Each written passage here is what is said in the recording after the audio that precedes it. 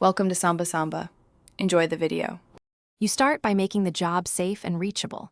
Disconnect the negative battery terminal so you don't short any circuits. Once done, open the hood and immediately remove the top plastic push clips and the visible 10 mm bolts securing the headlight. If the fender blocks access, turn the wheel away or remove the front wheel to expose the inner fender liner. That makes the next steps faster and reduces strain. Keep bolts and clips organized in a tray.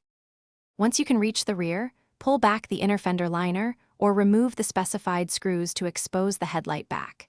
You then unplug the headlight harness and twist out the bulb sockets.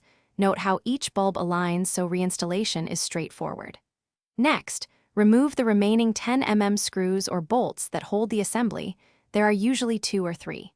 Support the assembly with one hand as you loosen the last fastener. Slow, controlled movement prevents you now pull the headlight assembly straight forward, freeing it from bumper tabs while watching for hidden clips.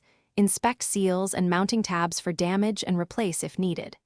If reinstalling, transfer bulbs or replace them, align the assembly into the bumper and snug fasteners in the reverse order, then reconnect the harness and battery. Make sure everything lines up before tightening.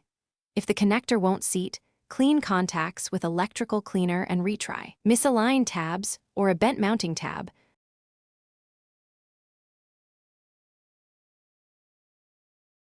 Thanks for watching. Consider subscribing if we helped you.